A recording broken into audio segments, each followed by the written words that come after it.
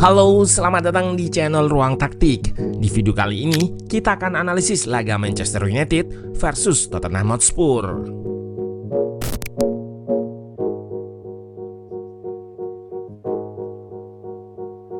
Michael Carrick berhasil perpanjang rekor kemenangan beruntunnya menjadi 4 winning streak. Menjamu Tottenham Hotspur di pekan ke-25 Premier League, anak asuhnya sukses kantongi kemenangan dengan 2 gol tanpa balas. Di laga ini, Spurs sempat repotkan pertahanan MU. Namun kartu merah yang didapat Christian Romero membuat sang tuan rumah berada di atas angin. Sang juru taktik Thomas Frank mencoba mengulur tempo setelah Romero diusir wasit.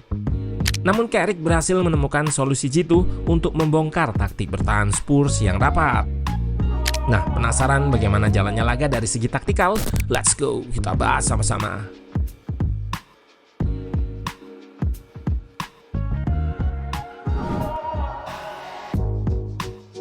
Di atas kertas, Carrick bermain dengan formasi 4-2-3-1. Tidak ada perubahan yang dilakukan dari laga sebelumnya melawan Fulham. Titik vokal serangan masih bertumpu pada front four, Ahmad di kanan, Bruno, Cunha, dan Mbeumo sebagai penyerang tengah. Sementara itu, Spurs melakukan sejumlah perubahan dari line up yang mereka turunkan di laga kontra Manchester City. Thomas Frank memasang formasi 4-3-2-1. Romero dan Van de Ven dipercaya mengawal lini belakang. Gallagher bertandem dengan Palhinha dan Pape Sarr di tengah. Sementara di depan, Solanke diapit Xavi Simons dan Odegaard yang bermain sebagai double attacking midfielder. Seperti beberapa match sebelumnya, MU kembali menerapkan skema build up 3 back di pertandingan melawan Spurs ini. Lebih ke depan, terlihat shape 3-2-5 dengan 3 pemain depan yang punya free roll. Cunha yang sayap kiri justru berada di kanan, Bruno nomor 10, serta Mbeumo yang striker berada di half space kiri. Shape 4 back lebih banyak digunakan di awal untuk mengurai high press Spurs. Shaw akan perlahan naik sehingga meninggalkan 3 pemain di belakang. Sejatinya di 20 menit awal, Spurs banyak mendapatkan momentum yang cukup merepotkan barisan pertahanan MU. Xavi Simons yang kosong di half space ini bisa kirim umpan tanpa gangguan, namun tidak mampu dikonversi jadi gol. Serangan Spurs lebih banyak saat transisi. Pertahanan MU terlihat belum terbentuk sempurna, terutama saat gelandang dan pemain depan belum turun. Namun, anak asuh Carrick ini terlihat cepat masuk ke kotak penalti guna menghalau crossing yang jadi andalan Spurs.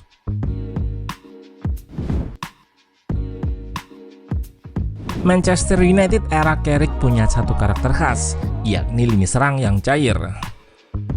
Di pertandingan melawan Spurs ini, serangan cair tersebut kembali terlihat.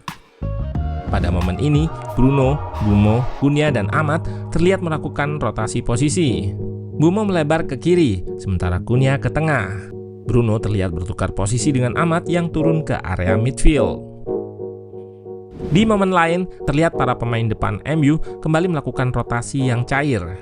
Kali ini, Cunha melebar ke kanan, Mbeumo di kiri, sementara Bruno di tengah, ada di posisi yang lebih dalam.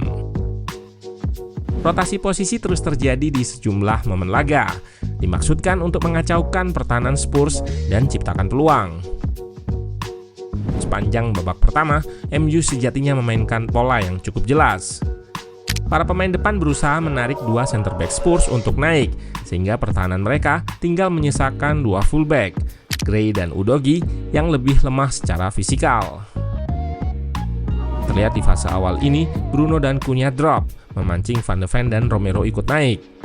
Naiknya kedua center back Spurs ini menciptakan ruang di area sayap yang kemudian diekspos oleh Mbeumo. Cara ini beberapa kali diulang dengan kombinasi yang dinamis, tidak terpaku pada duet Cunha dan Bruno semata.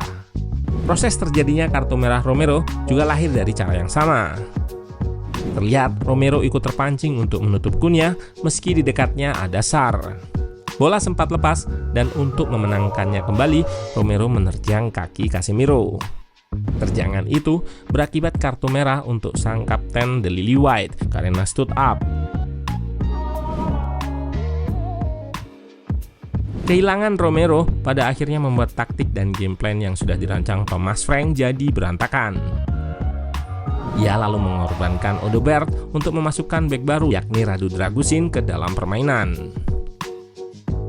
Guna mengakali pertahanan Spurs yang membentuk 4-4-1, Carrick tampak sering memainkan umpan-umpan diagonal.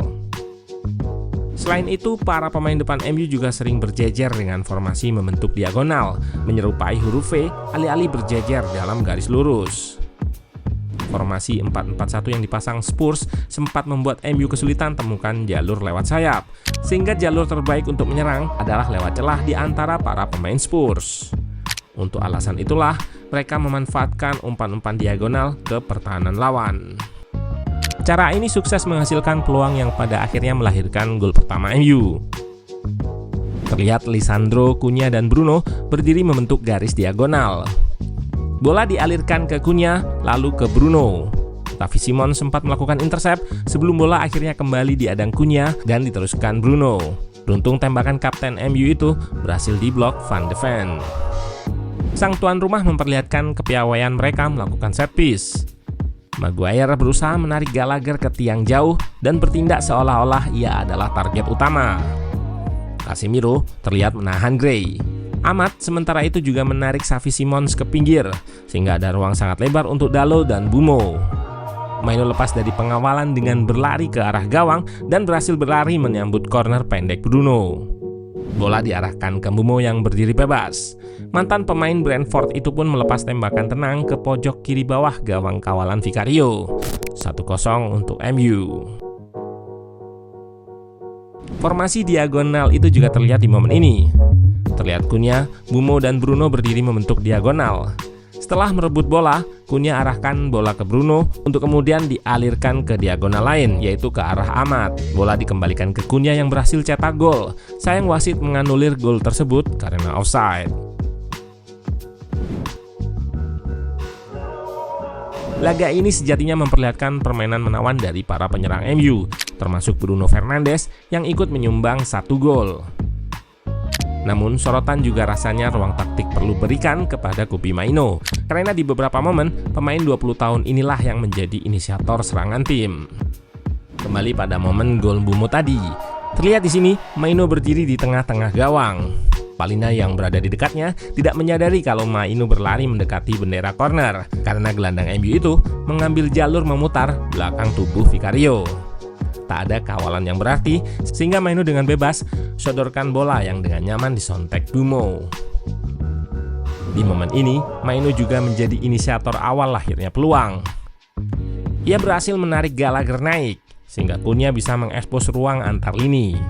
Bola diarahkan ke Dalot terlebih dahulu, untuk kemudian dibawa ke depan oleh bek kanan asal Portugal tersebut. Cunha yang tadi sudah bergerak di ruang antar lini berdiri bebas tepat di depan kotak penalti Spurs. Sayang setelah menerima umpan Dalot, tembakannya masih melebar di sisi kiri gawang Vicario.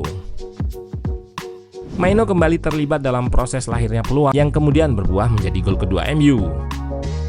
Terlihat di sini, sang gelandang berhasil menemukan Amat yang berdiri bebas di sisi kanan. Bola langsung diberikan ke pemain asal Pantai Gading yang kemudian memulai proses serangan. Setelah dikembalikan ke belakang, Mainoo kembali memegang peran penting dalam proses terjadinya gol. Di sini terlihat ia menahan bola sesaat untuk memberi Dalot ruang melakukan crossing.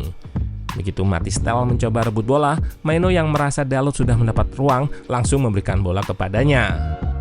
Dalot yang melihat pergerakan di area penalti langsung mengirimkan umpan silang. Jasko gagal menyambut bola, tetapi Bruno yang masuk dari sayap kiri sukses menyambar bola tersebut untuk getarkan jala Vicario. Gol Bruno menjadi penutup pertandingan ini, membuat Setan Merah kantongi kemenangan berharga 2 gol tanpa balas. Lewat kemenangan ini, Carrick kini menjadi pelatih MU pertama yang berhasil catatkan 4 kemenangan beruntun sejak Erik ten Hag pada Februari 2022 silam. Manchester United kini duduk di urutan keempat, alias zona terluar Liga Champions. Mereka berjarak 1 poin dari Chelsea di urutan kelima, serta 3 poin dari Manchester City dan Aston Villa di urutan ketiga dan kedua. Di laga berikutnya, mereka akan bersua West Ham di London Stadium dalam lanjutan pekan ke-26 Premier League. Ada kemungkinan rekor Carrick bakal bertambah menjadi 5 kemenangan beruntun, mengingat secara peringkat dan kelas, West Ham berada jauh di bawah MU. Namun apakah mereka bisa merepotkan seperti Fulham sebelumnya? Patut kita tunggu.